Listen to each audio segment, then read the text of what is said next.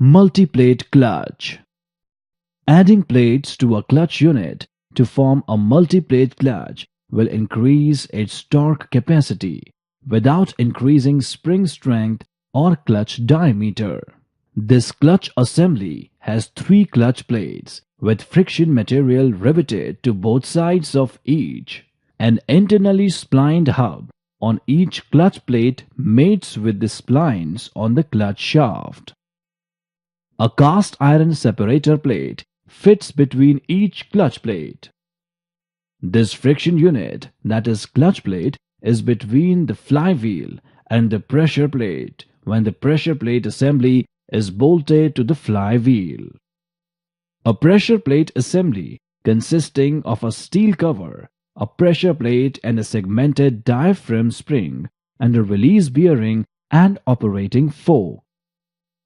The clamping force on the friction facings is provided by the diaphragm spring. When removed, diaphragm spring looks as dish-shaped.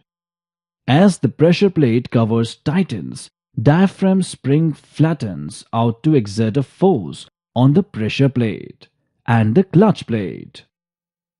Now, as we can see, clutch plate is engaged with the flywheel and torque is transmitted from the flywheel through the friction facings, that is clutch plates, to the transmission input shaft, that is clutch shaft. Hence, rear wheel of the car also rotates. When the clutch pedal is pressed, the release bearing acts on the pressure plate diaphragm and moves the pressure plate away from the flywheel.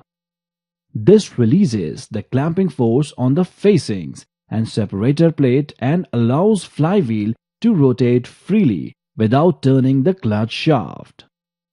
Now, the clutch plate